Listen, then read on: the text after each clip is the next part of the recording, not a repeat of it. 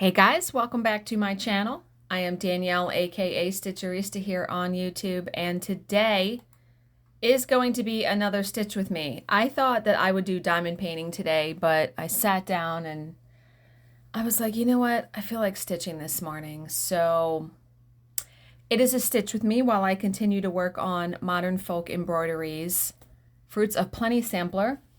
All of the details on my fabric and floss choices are in the description box below.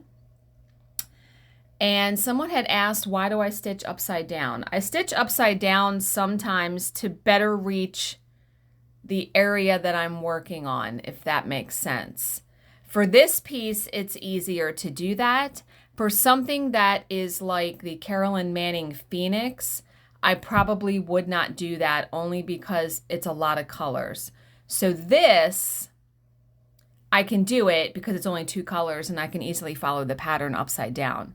So it's, using your judgment, you know what I mean? But yeah, loving this piece. So yesterday was our wedding anniversary and it was a busy day. And this channel sometimes can really be an obligation. So we got up yesterday and I had work stuff to do. And Bill had went and mowed the grass. No, that was Monday. Yesterday, I'm not sure what he did in the morning.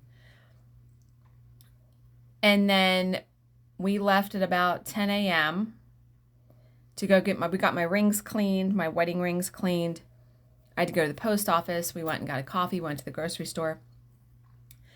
And it was like I had to record yesterday's video. Then I did a diamond painting unboxing. And then I did so much stuff yesterday that I really didn't get to spend, for us being off of work, I did not get to spend, but from 4 o'clock on, I was downstairs and we were together. But he made filet mignon for us, and he made it like Gordon Ramsay style, where it was like basted in butter and he got rosemary and thyme. It was so good. He is always so worried about how he cooks steak, but he did such a good job. And we had these little potatoes you can cook in the microwave, and then we had a little bit of ice cream for dessert. Delicioso. And he had a dentist appointment at 2:30, so he came home and he had surprised me with flowers. He hardly ever, I think he's bought me flowers like one other time. We're just not like that, right? And so when he does do it, it means so much more because I wasn't expecting it. And he didn't think I was sitting downstairs, which is funny because when you come in our front door, we have a foyer and I could see him from where I was sitting. And I'm like, you got me flowers? He's like, you weren't supposed to see that yet. So he came down and his dentist is in a parking lot where there's a grocery store. So he was like, he said, I walked out of the dentist and I was like, I'm going to go get her flowers. And he got like the vase and everything. So we have like this really nice vase afterwards that I can use, for more flowers.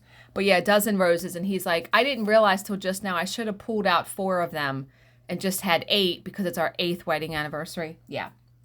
But it was very, very nice. So, but I was just like tired, exhausted yesterday. And so, we're back to work today. So he had to go to bed at 8 o'clock. And I went downstairs and I actually caught up on American Horror Story. Good God. Wow. And then I caught up on 9 Perfect Strangers, which so good. Both of those shows are so good. And like I said, I don't do any stitching or diamond painting anymore downstairs in my bedroom. So I literally am just watching the show. And then when those were over, so I was in bed by about 10:30, 10:45, and I got up at 6 a.m. today. I feel okay. Our job, it's now about 7 a.m. Our job starts at 9:30 a.m. today for me. So I got to, to be able to do this video and get it out and all of that, got to get up, this early. So This week we only have the arbitration 3 days. We have it Wednesday, Thursday, Friday, and next week we have it Monday, Tuesday, Wednesday. So I'm praying to God that she takes off next Thursday and Friday. She is double booked, meaning before the arbitration started, she accepted 2 jobs on those dates from another company because we work for a couple of different companies. And I can vent to you guys. I can't complain to Bill anymore about the arbitration. He doesn't want to hear it. And yesterday we kind of had that little discussion. He's like, he said, how much more complaining about it can you do? Oh, I can do a lot more. I'll tell you why I was complaining yesterday. Anyway, so she accepted these jobs. Now, when we got the dates for the arbitration, I emailed her and I was like, look, you're booked for these days. You need to get out of these jobs. Well, she didn't because I think she wanted to wait and see what the arbitration was like. Well, now we know what it's like and we know you're going to do it. So why have you not gotten out of these jobs yet? I have a feeling she's going to take them. I'm praying they cancel because sometimes when we have jobs scheduled that far out, when it comes up to it, they cancel. And I'm hoping that's the case because it would be great to have off next Thursday and Friday. But I have prepared our regular team. Look, we may have jobs on these 2 days, just to let you know. Because the following week after that, the week of the 20th, we do not have the arbitration the entire week. And we got confirmation of dates. So that was another thing. So the original dates that we had received, September 17th was on there. And then when I look in the portal, because the company we work for has a portal where we put all the jobs and everything. So I look in there and I'm like, the dates don't match up. They don't have the 17th in the portal. So sometimes I will go, because I have access to my boss's email, and sometimes I will go in there and email like I'm her. And I use that with discretion. Like I don't do it for like really serious things, but for stuff like that. So I emailed the company and I was like, hey, can you verify that the dates are on the calendar like this? And she wrote back, and I swear to God, I was instantly irritated. The company writes back and they're like, oh, well, the arbitration dates are fluid. What? No, because what dates you gave us, no, they can't be fluid, meaning we can't be at your beck and call for these next 4 months. And just when you decide you want to cancel a date or you want to add a date, we need to be available. So they had asked her, my boss, what dates are you available? Are there any dates you're not available? And she wrote back and said, I'm available all of the dates that you originally sent me. Like I spent so much time booking people and coverage and all of that. And I was just so irritated. I was like, are you kidding me right now? Well, one date canceled. We had it on October 4th and that canceled. I sent so many goddamn emails yesterday. It was crazy with just stuff about work and about the schedule and blah, blah, blah. And I'm just like, and this week a new person is starting. She is working with us for a bunch of the dates through the arbitration. And I'm praying to God she's good because I can't. I got to have somebody who doesn't. Oh my God, I'm praying. So she starts this week. And so the time for the arbitration. So the original start time was supposed to be 8:30 a.m. Central. And at the end of the day, they would tell my boss, oh, we're going to start at 9 a.m. tomorrow. So I've gotten into the habit now of asking her every single day at the end of the day, what time are they starting? Because the company we work for still has 8:30 a.m. no matter what time they're starting. So Monday when I get home and I'm looking at emails and I'm doing all of that, I had messaged her and said, hey, what time are they starting on Wednesday so I can let the team know? And she was like 9 a.m. 9 a.m. Central. Okay, great. So I'm checking her email yesterday and I see the confirmation come in for Wednesday and it says 8:30 a.m. And I see her respond back and say, okay, got it, 8:30 a.m. start time. And I'm like, what? So I message her and I say, You told me they said 9 a.m. Now, I said, I'm not going to say the company name. I said, the company that we work for always has it as 8:30 a.m. no matter what time you tell me they're starting. Are you sure it's 8:30 a.m.? I'm telling you, our team is going to be pissed if we're all there at 8:30 a.m. today and they are not starting until 9 a.m., which I have a feeling that's going to happen. Yeah. So it was like that kind of stuff that I was talking to Bill about, and he just had it. So I told him, I'll vent to you guys on these videos, but literally I am not saying one bad thing about this arbitration to him the rest of the time. If he asks me how it's going, I'm just going to say a typical day. He's like, I'm here for you to complain. No, you're not. No, you're not. You're not, because and we're only the second weekend and he's already tired of hearing it.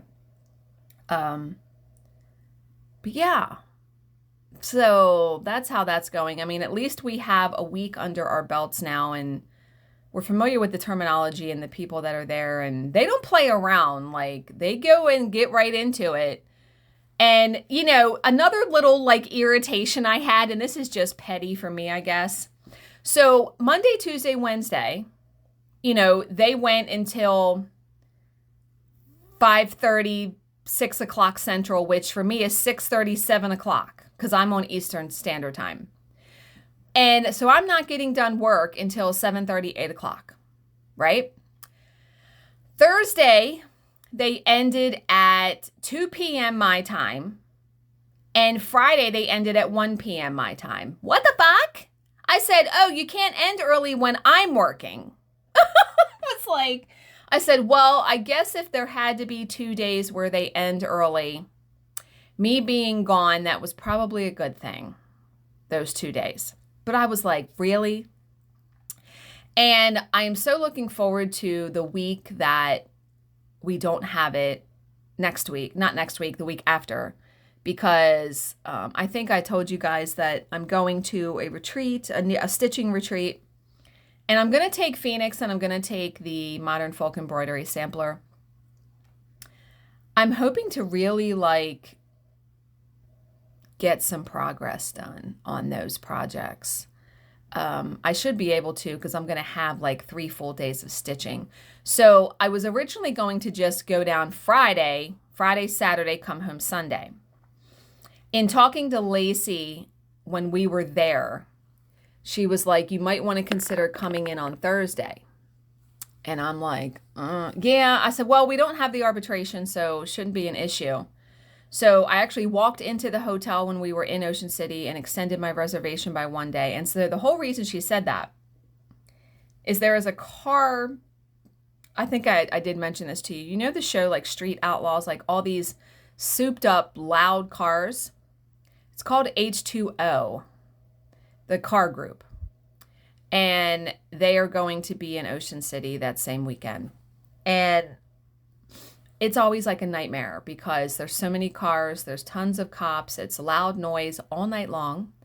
Last time, some of those people stayed at the hotel right next to us, and I literally heard people screaming and yelling at 2 a.m, what the fuck are you doing? No. So we will see. But I remember Lacey and I walked. Now, the hotel I'm staying at's on 12th Street and Starbucks is on 17th Street. Lacey and I had walked, and we walked faster than the cars were going on the street because there's that many cars.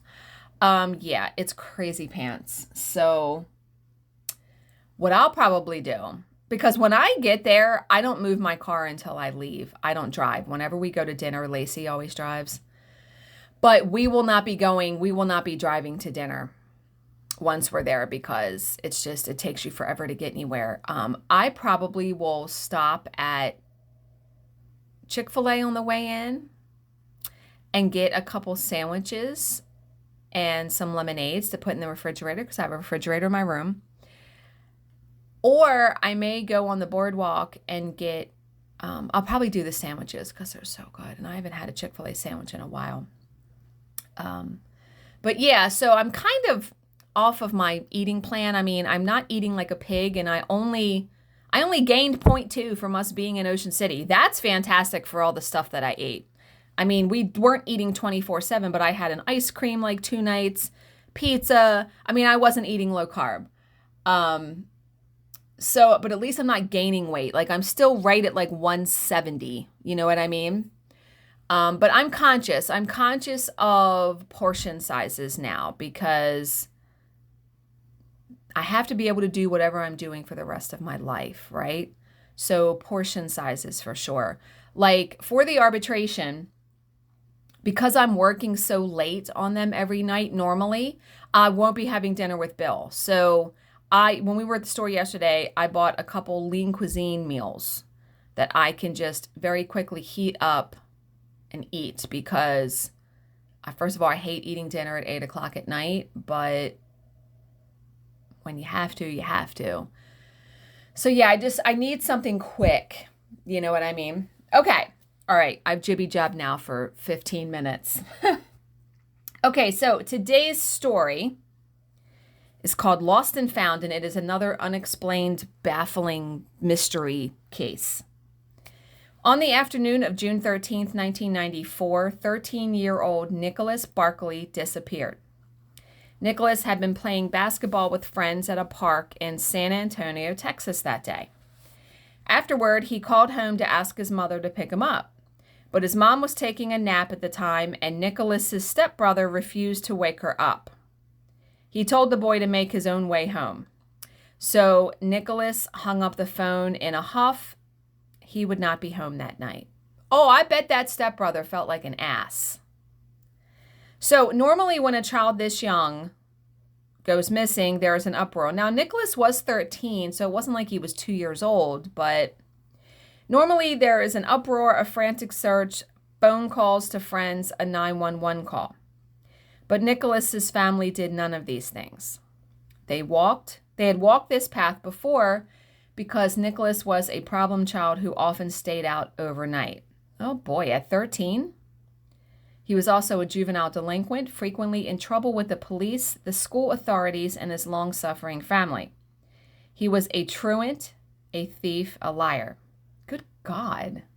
On more than one occasion, police had been called to the Barkley home to bring him under control. He would attack his mother physically, curse her out, challenge her to do something about it. Eventually, in desperation, she asked her brother to move in, and as a buffer to Nicholas's violence, this was only marginally successful. So now I kind of understand, I guess, why the stepbrother then didn't wake up the mother, because this boy Nicholas is always causing trouble and he wasn't going to wait. Okay, I kind of get it now. But now Nicholas was missing, and his family thought they knew the reason behind his sudden disappearance. Recently, Nicholas had been arrested for breaking into a convenience store. Jesus, 13, I just can't. He had a sentencing hearing set for the following day, June 14th, and given his track record, there was every chance that he would draw a stint in juvie, and Nicholas was dreading that prospect. Perhaps that was why he had dropped out of sight and gone into hiding. Okay, so that makes sense, right? Whatever the truth of the matter, Nicholas did not come home that night, and he remained missing the next day, and now his family was beginning to worry. Nicholas had taken none of his personal belongings from his room, and he had been carrying only $5 when he disappeared, so how far was he going to get on that? 48 hours in, and the family was beginning to wonder whether he had run away after all, that maybe he had been maybe he had been kidnapped, maybe he needed help, maybe he was in danger. So after weighing the options, the family went to the police and filed a missing person report. So this inquiry, however, was doomed to fail from the start, because if someone had taken Nicholas, they had a 48-hour jump because they didn't, report it right away. There were no clues to follow, no leads, not a single sighting of Nicholas. Knowing the kid, the cops weren't entirely convinced that he hadn't just hitched a ride out of town and set off for pastures new. That mindset may well have hampered the investigative effort. But 13, how are you starting over at 13 with no money, no job, no nothing? So in September 1994, 3 months after his sudden disappearance, the boy's uncle called the police. Jason reported that Nicholas was at his house at this very moment attempting to break into his garage. What? Officers responded to the scene, but by the time they arrived, the would-be burglar was long gone. That is, if there had actually been an attempted break-in. The police were doubtful of this report, and so too were Nicholas's mom and siblings, because Jason Barkley was a cocaine addict and he was prone to flights of fancy. So, hallucinations, I'm guessing? Okay. 3 years pass without any progress in the case. 3 years. Good God. By now, Nicholas's family had all but, given up hope of ever seeing him again. I mean, 3 years, yeah. All they could do was pray that he was safe, that he was being cared for, that he had found some solace for his troubled soul. Then, in October of 1997, a miracle. San Antonio Police Department received a call from law enforcement officials in Spain. Spain? As in Spain? Nicholas had been found. The boy had identified himself to a police officer in the town of Linares. He had later told the police that he had escaped from a child sex ring that had been holding him for years. Now he was free and desperate to be reunited with his family. What? Of course, there were formalities to be completed, starting with a formal identification by a member of the Barkley family. Nicholas's sister did the honors, flying out to Spain to assist with his, reassociation into the U.S. The moment she set eyes on her brother, she rushed forward and embraced him, and within days, Nicholas was on his way back to Texas, where his family welcomed him with tears of joy. His room had been left untouched during the 3 years, 4 months that he had been away, and Nicholas moved right back in. And if this had been a movie, audiences would have said it was barely believable and far too syrupy. So now 3 years. So Nicholas is now 16, almost 17 at this point.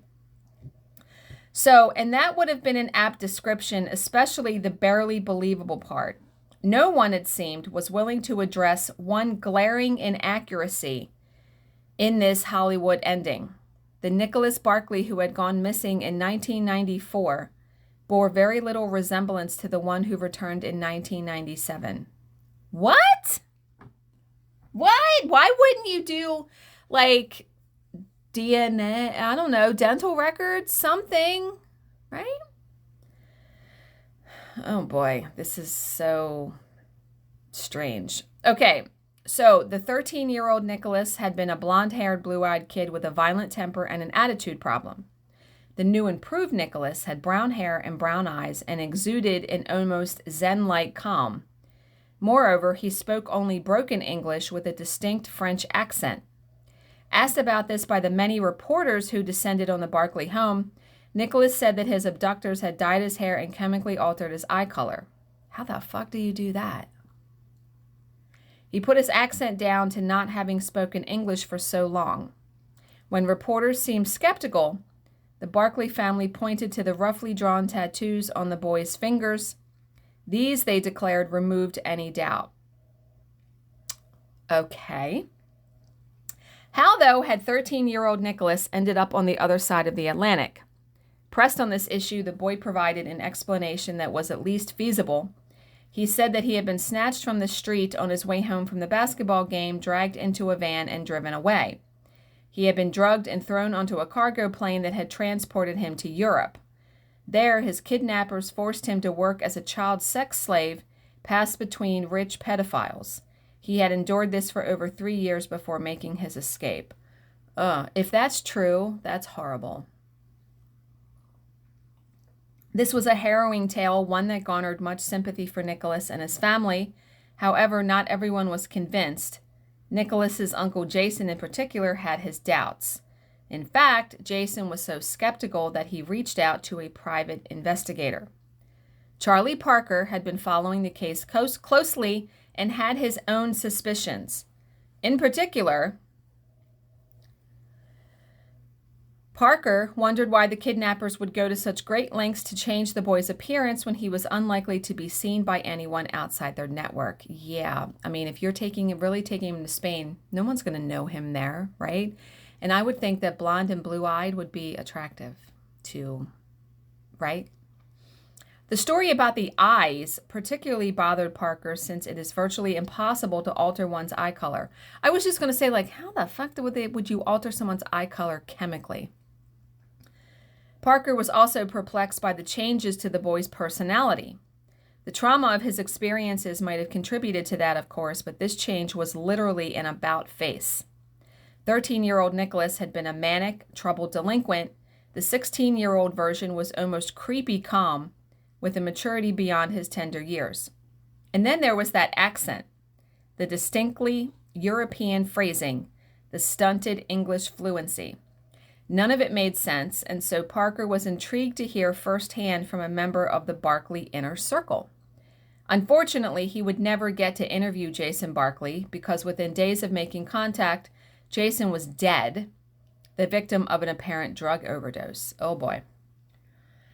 The fortuitous timing of this death served only to rile the detective's interest. However, he no longer had access to an insider in the Barkley clan, and so he decided on a different investigative path. Parker had never met the younger Nicholas Barkley, but he did have the boy's photograph. Now he placed that photograph alongside that of the 16-year-old Nicholas and sat studying them intently.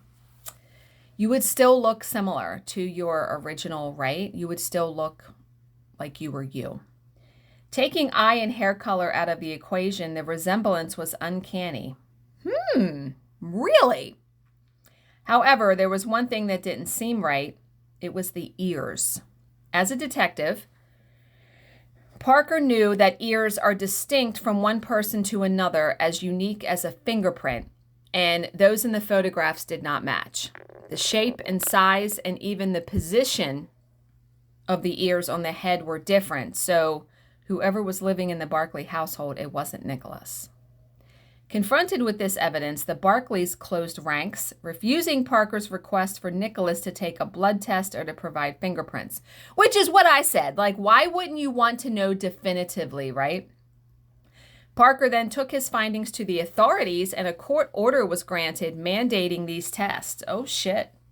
Charlie Parker was the least surprised person on the planet when the results were returned, and he was right. The prodigal son wasn't Nicholas Barkley. He was a 23-year-old French national named Frederick Bourdin. 23 years old? He wasn't even he was 6 years older than the purported Nicholas would have been.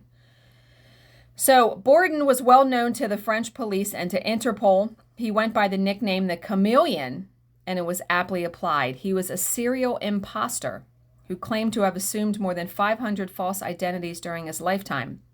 The Chameleon's specialty was impersonating missing children. Jesus! God.